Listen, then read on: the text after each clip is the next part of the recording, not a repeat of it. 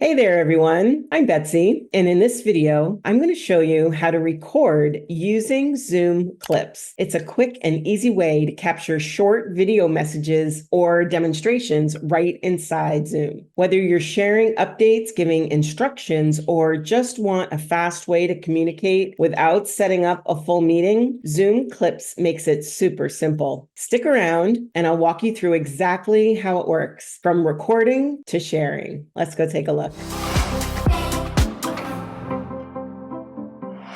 So it all gets started here inside the Zoom web portal. Make sure you go here to zoom.us and then log in with your Zoom account. And then notice here on the left-hand sidebar, you see where it says Clips. Go ahead and click there, and then the right side of the screen will show you any clips that you have already or that may have been shared with you. So you can see on my screen, I've got clips, and as I scroll down, you'll see that there are multiple pages of them here on the bottom. And so this becomes your clips library. On the top here where it says My Clips, you go ahead and click there, you'll see the ones that only you've recorded, as opposed to there is a Shared With Me tab, because from time to time, people can record a clip and then share it with you. It becomes the best way to make a recording and share it with somebody without making it too complicated. And so you'll find those in here, in addition to anyone that you've starred or maybe deleted. And then finally, any notifications you get, you see when people watch your Zoom clips, they can comment on them. You can also get notifications for when your recordings have been watched, and you'll find that all in here. Now, the row underneath there is where we get started creating our Zoom clips. So you're going to start by clicking on Record Clip. And this screen appears telling you that the Zoom Workplace application wants to open because the recordings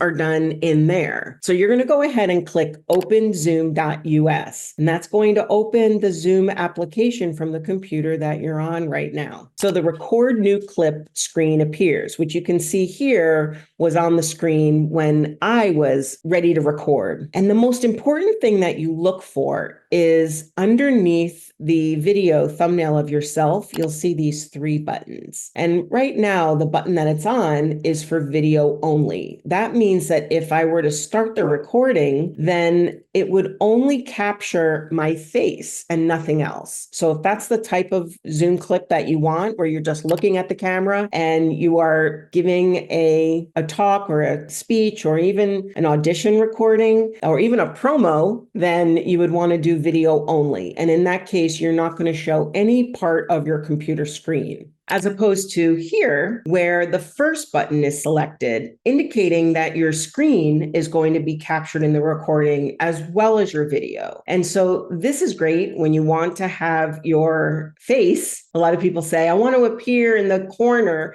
And as you see there, it's previewing it for you. So when you click that first button, you're going to get that effect where you appear in that live video in the corner of the screen, and then your audience is seeing whatever screen you pick. Now that is controlled in the middle where you see here. It indicates desktop 1. So if you've got two computer monitors set up, then you'll have a choice to pick desktop 1 or desktop 2 as what you're showing, what you're sharing in the recording. And when you click there on that button, you get to pick what you're going to share, like this. The share screen window comes up, allowing you to pick what you want to share in your Zoom clip. So for instance, if you wanted to change it to desktop 2, you would click there, and then you would click select in the bottom right corner. If, however, you wanted to share a specific application, maybe your presentation from PowerPoint or from Canva or even from Google Slides, then you would pick one of these windows in the lower half of the share screen, which indicates that you'll be sharing an application, not necessarily your entire computer monitor. And then you would click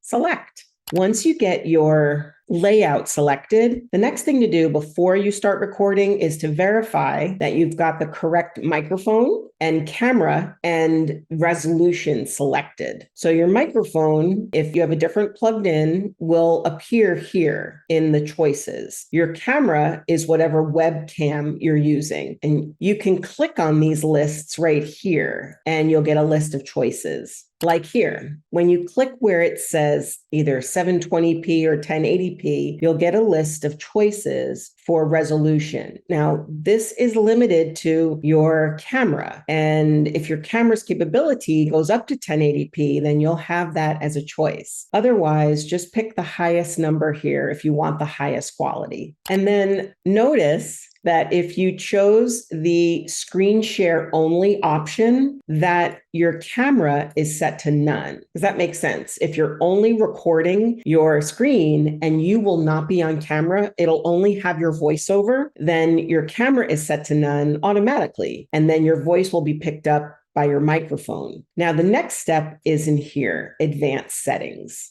Inside the advanced settings, you can make a selection with how you might want your virtual background to appear during the Zoom clip. And as you can see here, there's a backgrounds tab and there's also an avatars tab. So if you wanted to have some fun and record a clip, you could do that as one of your avatars like this. So the avatars show up in rows. And if you just use your scroll bar, you can scroll down and pick one of them. When you hit recording, that's how you will appear on screen. When you go into the touch up and effects area, you can use what's called touch up my appearance, and that will give your skin somewhat of a healthy glow. You just click in those check boxes and use the slider, and that will change how you appear like a filter on the screen. You can do these in your live Zoom recordings as well. So it's really great that these effects have been brought over into the Zoom clips, which are not necessarily in a live meeting with other people. You can also use the adjust for low light. So if you have that indication right now where your lighting was low, then the application will adjust that for you. And then the remaining advanced settings have to do with noise suppression. You can turn that on if you're in an area where maybe there's a lot of background chatter or even a loud fan, or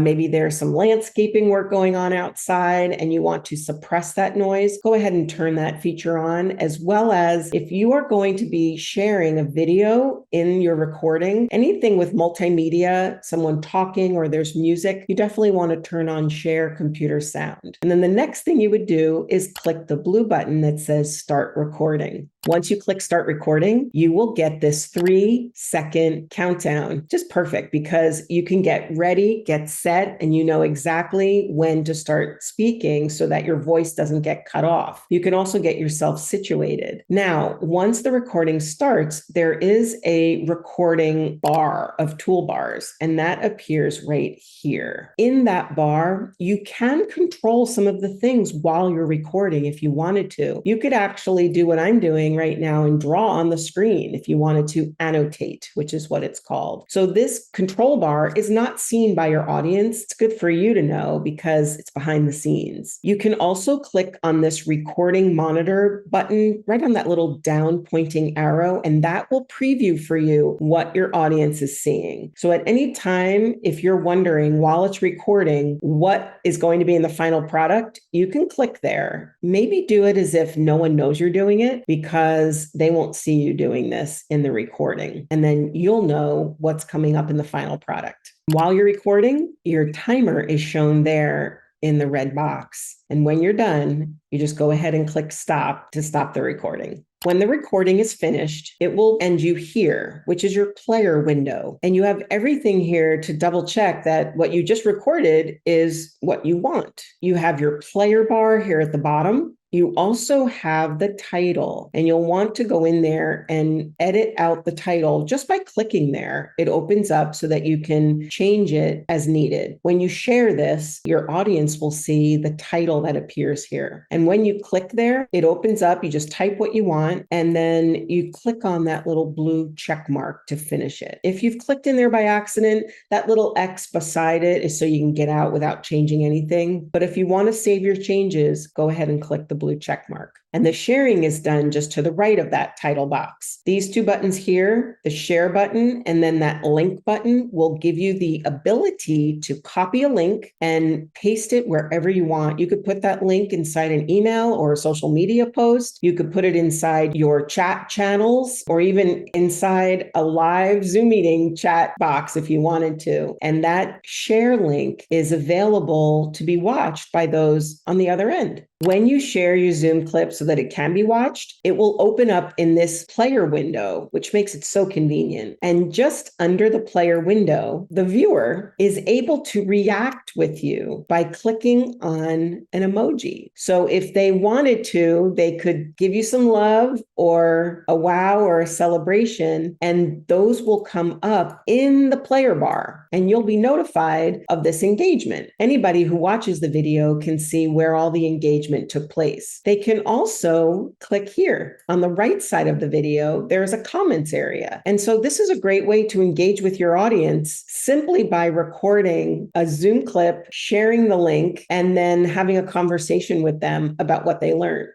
So on the right side of the screen here, you see where the comments are. People can comment and carry on a conversation with you simply by watching your Zoom clip that you've shared with them. Also on the right are some tabs at the top. You can see a transcript of your recording, and you can even see chapters. Now, here's the best part. You can actually take one of your live Zoom meetings and turn those recordings into Zoom clips, but you need to have the Zoom's AI assistant running. It's called AI Companion. And if you want to know more about that, check out our YouTube video on Zoom's AI Companion.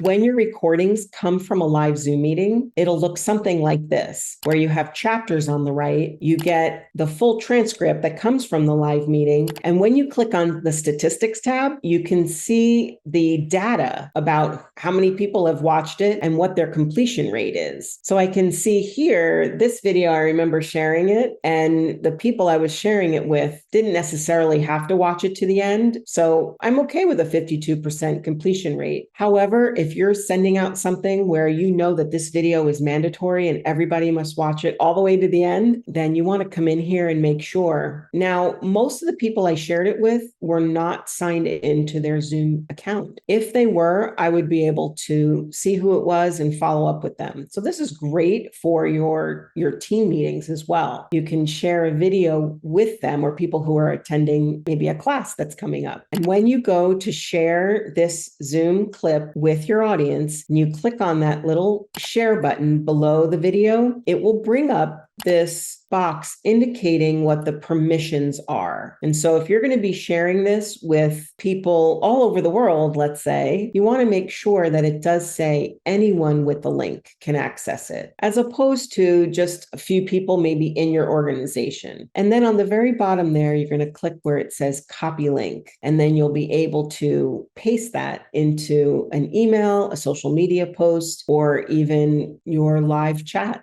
And then as you record your Zoom clips, your library here grows. And as you see in each one, you've got some clips which are just your video, some clips which are the screen share and your video, and then some clips which are just the screen share. And in the bottom right corner of each of these is statistics. It gives you the number of people who have watched it. It gives you the duration, as well as that little link icon in the bottom right corner. So you can easily just click on that link. And as you can see up at the top, it says the link was copied. And all you have to do now is paste it and go. And that's how you record with Zoom clips. If you found this helpful, be sure to hit that like button and subscribe for Zoom tips and easy tech tutorials. And don't miss my free Zoom Mastery Checklist, the one I use with every single one of my collective members. Just head to the description in this video and you'll find the link waiting for you. Thanks so much for watching. I'll see you in the next video.